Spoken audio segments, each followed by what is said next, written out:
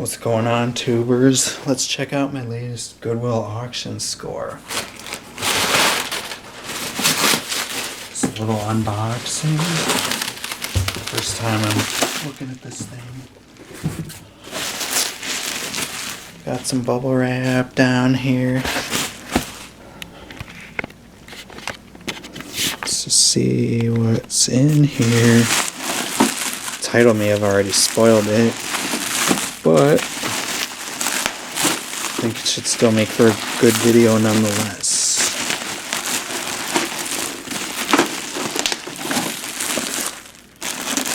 What do we have here? It's the old school 1985 Nintendo Entertainment System. Complete with two of the original little brick controllers and the zapper gun. Wouldn't that be something if this all just worked straight out of the box? I guess we shall see. Let's get it opened up. Alright, so it's got a lot of the accessories we need. Now I think off camera I'm going to wipe everything down with Lysol or alcohol. Just because this thing's from 1985 and it's 2024, so we're talking almost 4 decades worth of cooties. But anyway, the system itself looks pretty clean. I really don't see a lot of lettering rubbed off or fading or any of that, so cosmetically it looks like it's in really nice shape.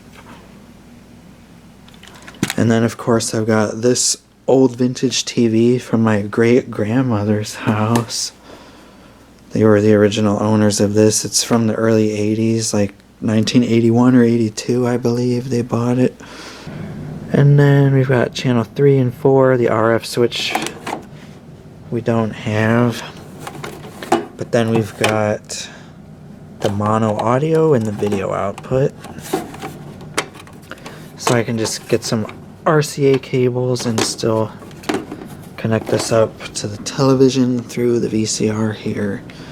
By the way, I bought this VCR in 2003 with my own money when I was a teenager, so it's got some sentimental value. It was a good VCR. Recorded a lot of shows with it and it still works great. You know what I was just thinking? What are the odds there's a game in here already? Oh, looks like it's empty. Oh well, I do have a few games here though.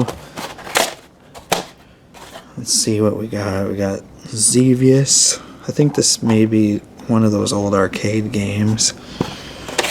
Mappyland, another old arcade game. I remember playing this on the PC as a kid when we had Windows 98, I think. Kirby's Adventure.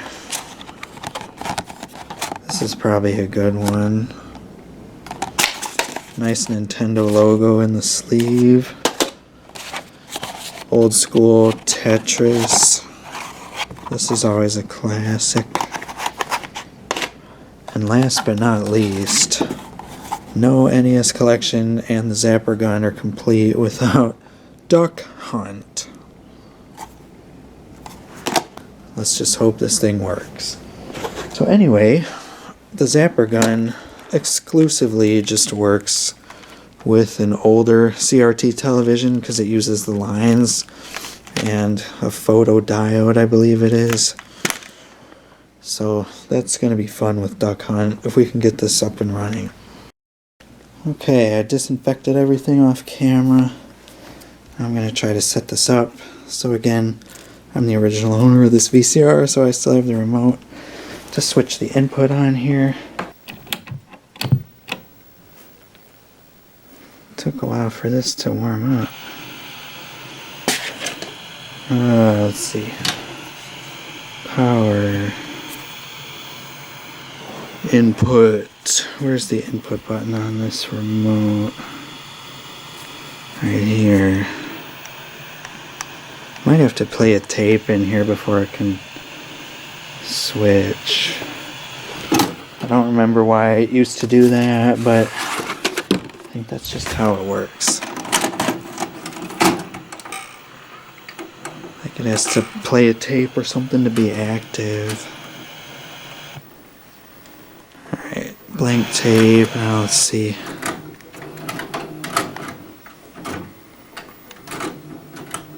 Not sure which input this is on, but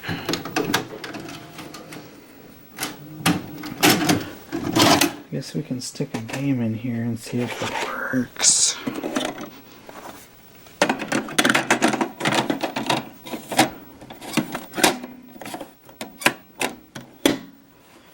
There's the power button right here.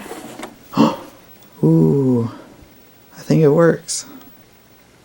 Maybe. Maybe it just needs cleaned, like the pin connector in there. Or the games. I'm not sure if any of these games even work. Oh, there's Duck Hunt. Oh, that's working. Let's try Tetris again. You gotta blow these out. Just like when we were kids. I'm not quite old enough to have grown up with the original NES, but I still had some other consoles as a kid. Yeah, I'm not sure what's going on with Tetris. That might be a dud, don't know. Let's try Kirby. It's almost hard to get these in here.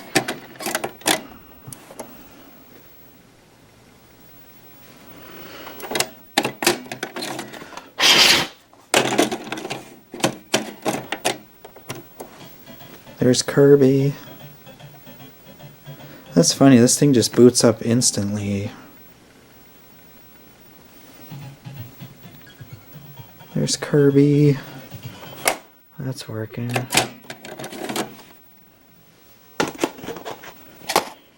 Mappy Land. That's working. That's still funny how it just instantly boots up.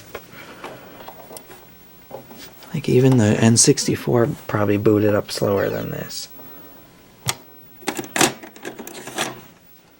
What else? Then we've got Xevious. I think that's all of them. Get in there, come on. I didn't blow on this one. Let's blow it out.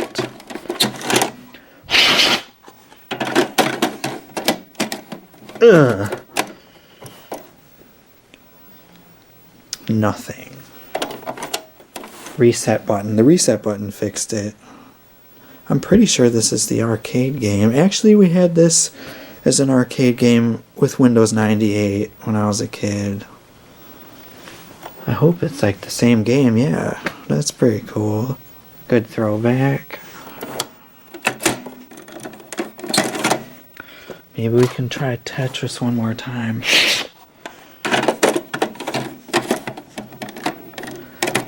I've only ever played the old school Tetris on the Game Boy. There it is, 1987 Tetris. I've never played it on the TV, only on the Game Boy. Cool graphics, nice picture on this TV. It's a Zenith. Don't think I mentioned that. So yeah, it seems like they all work. And then next thing to test is both controllers and of course the zapper gun.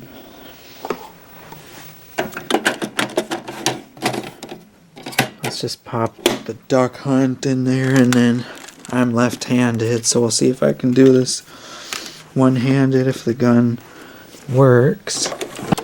Or does this console not work, or do the controllers not work? I might have to try another game or something, but I was most excited for Duck Hunt.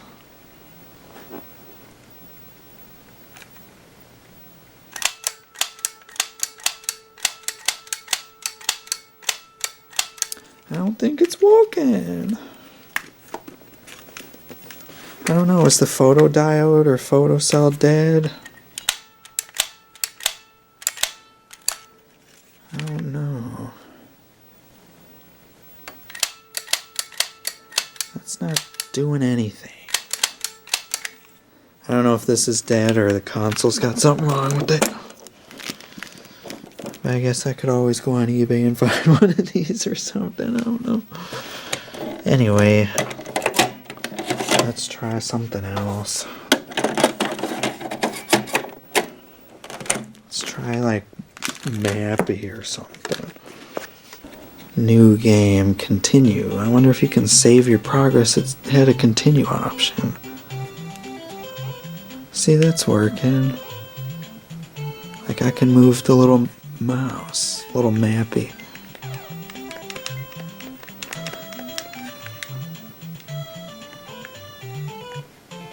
So I mean, that's good. That's working, the controller works. Try Kirby.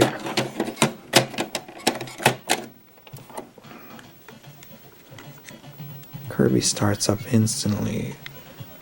1993. Wow, that's got save files on it. Dang. I didn't think you could save your progress on NES games. It doesn't have a memory card or anything. That's working.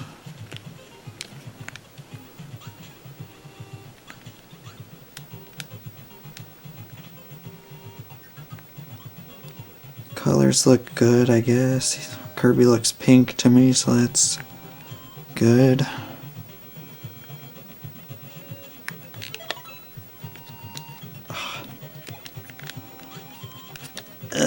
Yeah. Kirby's fun. Of course, I'm only playing this one-handed right now. So that's a good game. Yeah. This is the same game.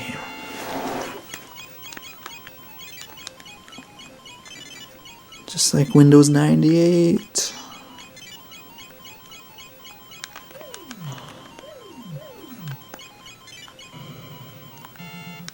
This was always hard. What else did we not try yet? I think that's all of them. Yeah, that's a bummer, but I think this gun's dead. Oh well. I might have to look into whether these can be fixed or whether I might just have to find another one. This is the zapper gun. Well, the internals. So it's just got some little weights here to give it some weight so it feels right in the hand. I've got a bunch of wiring. I think the photodiode's probably in here. These little weights go together to sort of focus the light.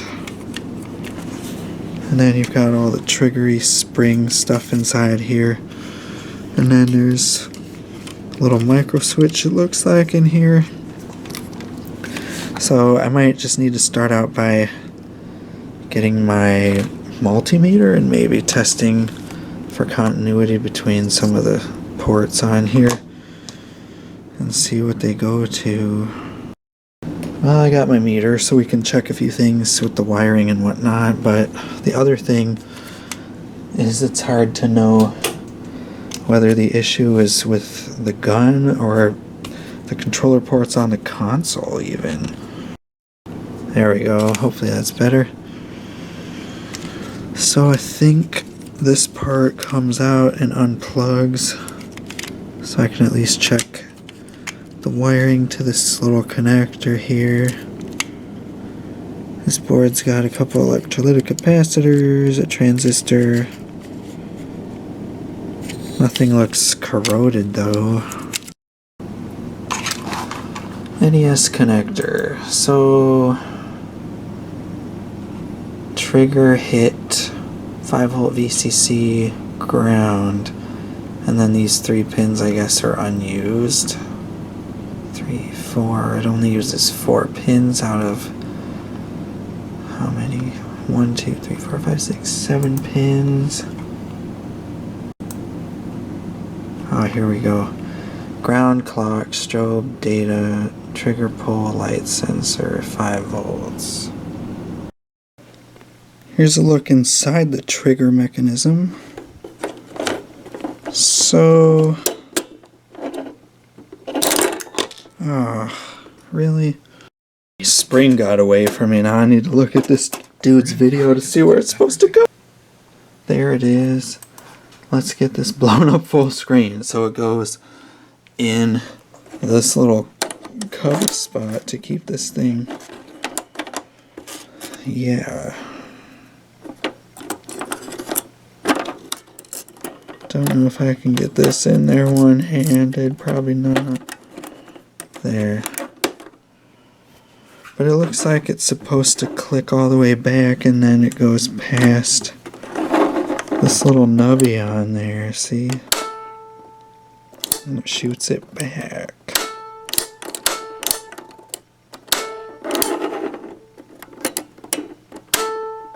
So it appears to be clicking the switch and closing it. But I mean, this guy had mice or something that chewed up the cable. I mean, everything's really clean and intact, so I don't know what the issue would be. I don't know if these photodiodes are notorious for going bad or anything like that. I don't know, there's some forums online that mention stuff about cleaning the lens. And then I imagine this is clean because it's probably never been apart. What else? Then, yeah, just cleaning the lens, turning up the brightness of the TV. I mean, I guess that's a valid point, but I mean, pulling the trigger didn't trigger the flashing on the screen at all, like it should, so. Well, I guess there's a common problem inside the NES with the controller ports that these little wires can pop off. So, while we're on the subject of all this nostalgic Nintendo stuff, this has Phillips screws in it. I don't know if that's correct or if they're supposed to be like the game bit screws. I don't know. Not too familiar with the original NES. But while we're on the subject of all this old nostalgic Nintendo stuff, I'm reminded of a true childhood story. It sounds absolutely crazy, but it's true. So my first ever Nintendo Game Boy was a limited edition ice blue Game Boy Pocket, which I think may have been a Target exclusive, if I'm not mistaken, that I got for Christmas as a kid. It was just beautiful. It was like this color. So I gotta fix the white balance again. This drives me nuts. But it was this beautiful shade of light blue. It had this really cool box, which I wish I would have kept. But at some point when I was a kid, I left this in the glove compartment, I'm pretty sure, of my mom's minivan, and it got stolen. But her van wasn't ever broken into, so I don't know if she left it unlocked or somebody still managed to get into it. But this is the crazy part. I don't know, somewhere on TV, I remember seeing an episode of the Bait Car Show, and there was some guy in a big pickup truck. It was a bait car, like some criminal or fugitive or whatever.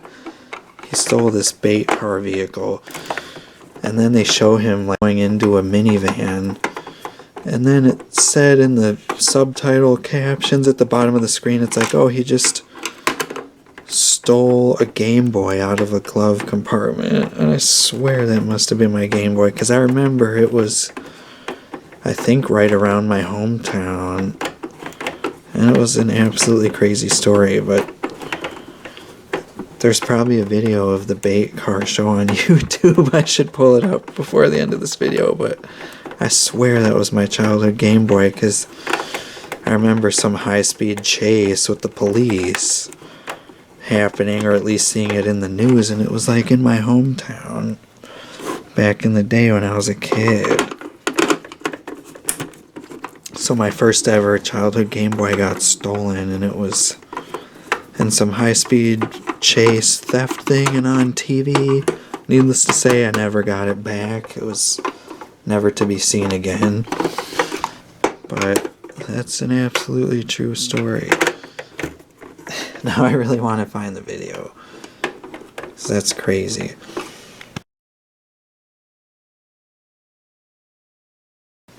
Alright, here's the inside. We got the RF shield. Actually, I think this comes apart with these two screws. Yeah, I'm pretty sure that might be on YouTube, that bait car thing.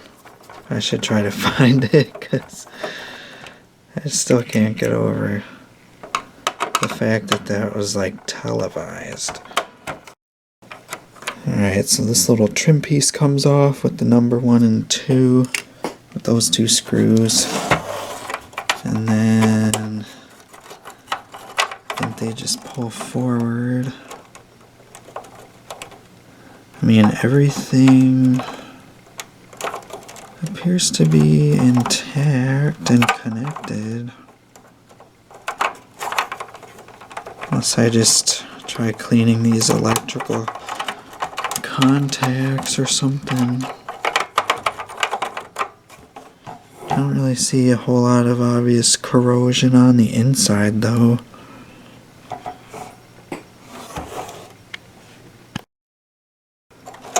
But anyway, with this apart, I think I might be able to put some clip leads around these possibly and test if I see the 0 to 5 volt jump when I pull the trigger on the gun, maybe.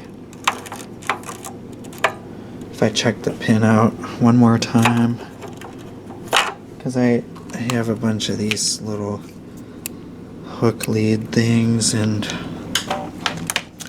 maybe I could clip one of these onto the wiring in here while it's all connected.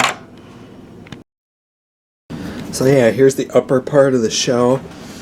And I mean, it's only slightly discolored. It's really not in dire need of retro bright or any of that stuff. But yeah, I think I want to just maybe put some hook leads on this and see if I get voltages and whatnot. So I might just do some of that off camera and report my findings. And the other thing I was going to mention is, I think on the forums and stuff, people said, at least for the Duck Hunt game and maybe other games, I'm not sure how many other games make use of the zapper gun, but I think it's supposed to be plugged into port 2, and then the regular controller still goes into port 1. So I guess I've got longer wire on port 2 to be able to test it. I don't know if I also need the regular controller plugged in to complete any circuit to be able to test this, but I don't know that it would matter.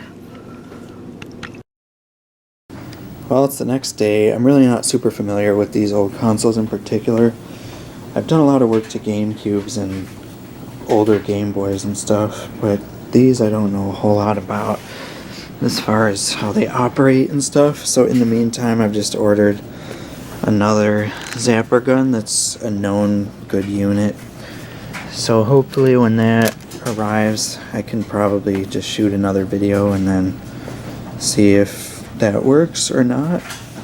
Because if not, then there might be an internal issue with the console itself, or the ports, or something else on the circuit board.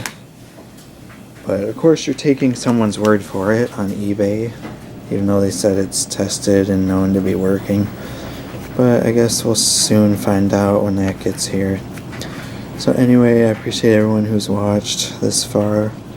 Give me a thumbs up and comment below to let me know what you want to see in future videos or future projects, and just categories of things you want to see. And goodbye for now, and subscribe if you haven't already done so.